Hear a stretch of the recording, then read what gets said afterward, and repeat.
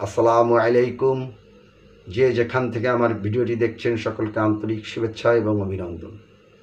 আপনারা দীর্ঘদিন যাবৎ গত 5ই আগস্টের পর 2024-এর 5ই আগস্টের পর যখন এদেশে ফ্যাসিস্ট হাসিনার বিদায় হয়, তখন থেকে আপনারা দেখে আসছেন এক শ্রেণীর হিন্দু, তারা শাহবাগ, তারপরে ওই যে কি বলে শহীদ মিনারে, কেন্দ্রীয় শহীদ মিনারে বিভিন্নভাবে মিথ্যাচার করেই চলেছে, যার কারণে আমাদের এদেশের নিরীহ কিছু হিন্দু তারা ভীতু সশস্ত্র হচ্ছে। তারা আমার 52 রক্তে ভেজা বেদির উপর দাঁড়িয়ে প্রতিনিয়ত রাষ্ট্রদ্রোহ কথা, মিথ্যাচার এবং এই দেশটাকে ফ্যাসিস্ট হাসিনার জন্য প্রতিবিপ্লব ঘটানো মোদির মুখের ভাষা তাদের মুখে আওড়ানো হচ্ছে। এরা কারা?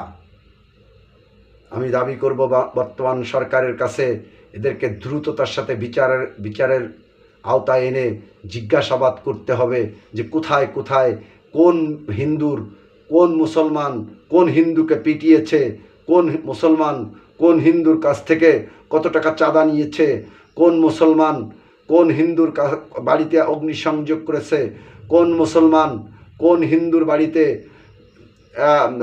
চাঁদাবাজি করতে গিয়েছে বা মূর্তি ভাঙচুর করেছে। এটা তাদেরকে প্রমাণ দিতে হবে।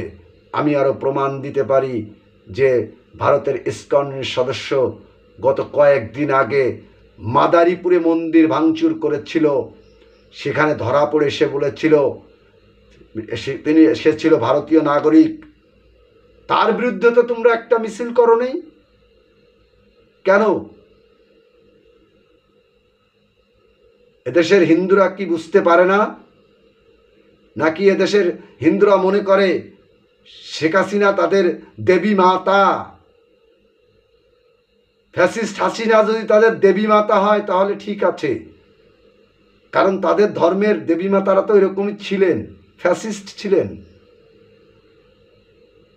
তাই ধরে নিতে হচ্ছে এখন। আমি তো জানতাম হিন্দু সনাতন ধর্মের মানুষজন খুবই সচেতন, বুদ্ধিদীপ্ত লোক। তাদের দেবীরা প্রতিবাদ করতে জানতো। তাহলে তোমরা কেন প্রতিবাদ করছো না? তোমাদের দেবী দুর্গা এসেছে তো এবার গজে চড়ে। তাহলে এ সমস্ত মিথ্যাচারকারীদের, এ সমস্ত ফ্যাসিস্ট রাষ্ট্রদ্রোহ লোকদের বয়কট করে তোমরা কেন প্রতি মিছিল মিটিং করছো না? তোমরা হিন্দুরা কি চাচ্ছ? তোমরা কি চাচ্ছ আবার শেখ হাসিনা নাকি তোমরা মোদির কথায় দাঙ্গা বাঁধানোর চেষ্টা করছো? হিন্দু মুসলিম মোদি যদি ওটা মনে করে থাকে যে বাংলাদেশে দিয়ে শুরু করব দাঙ্গা হাঙ্গামা বাঁধিয়ে, তাহলে ভুল হবে। একটা হিন্দুও পৃথিবীর ইতিহাসে ওষুধ করতে পাওয়া যাবে না, এটা ভুল। পাকিস্তান, আফগানিস্তান আর বাংলাদেশে যে কটা মুসলমান আছে আর ইন্ডিয়াতে যে কটা মুসলমান আছে, তোমাকে চাল পানি করে খেতে বিন্দুমাত্র সময় লাগবে না, আমি হুমকি দিলাম। কারণ তোমরা যা শুরু করেছো, আমার শহীদের রক্তের উপর দাঁড়িয়ে যে বেদিটি রয়েছে, শহীদ মিনারে দাঁড়িয়ে আমার রাষ্ট্রের বিপক্ষে কথা বলছো, আমার রাষ্ট্রকে নিয়ে বারবার মিথ্যাচার করছো, আমার মুসলিম ধর্মকে নিয়ে তুমি বারবার নোংরা খেলায় মেতে উঠছো, আমার মুসলিম ভাইদের তুমি বারবার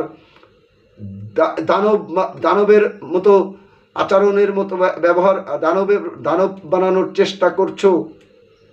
এগুলো থেকে বেরিয়ে আসতে হবে। যদি বেরিয়ে না আসো তাহলে অবশ্যই এদেশের সাধারণ যে নিরীহ হিন্দুরা রয়েছে তারা হয়তো একদিন সাফার ভোগ করতে হবে। আমি সংখ্যালঘুতে কখনোই বিশ্বাস করি না।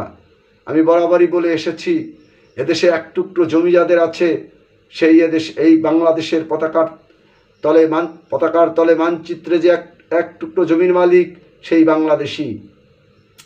সে কোনো সংখ্যালঘু, হিন্দু, মুসলমান, বৌদ্ধ, খ্রিস্টান, আমি এগুলো কিচ্ছু বিশ্বাস করি না। সে একজন মানুষ, সে একজন বাংলাদেশি।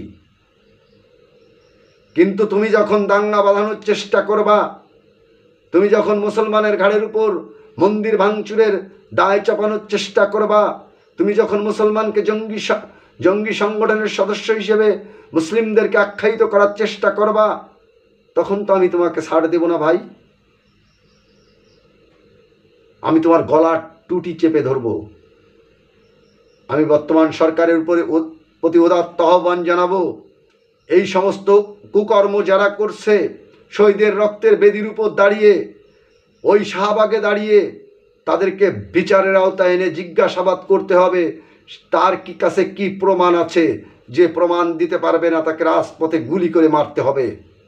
তাহলে আর দেশের কোনো হিন্দু প্রতি বিপ্লব ঘটানোর চেষ্টা করবে না, বাংলাদেশের ইজ্জত নিয়ে সিনিমিনি খেলবে না, বাংলাদেশকে ভারতের অঙ্গরাজ্য বানানোর চেষ্টা করবে না। তাই মোদিও তখন বুঝে যাবে আমার চালই ভুল হয়েছে। মোদিকে উচিত শিক্ষা দিতে হবে।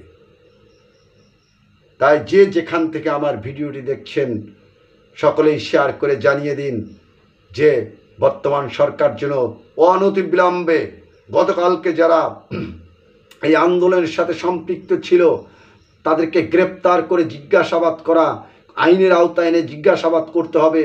তোমার কাছে কি প্রমাণ আছে দিতে হবে তোমাকে, না হলে তোমার ফাঁসি হবে রাষ্ট্রদ্রোহ মামলায়। তোমাকে জেলের প্রকোষ্ঠে ভরা হবে।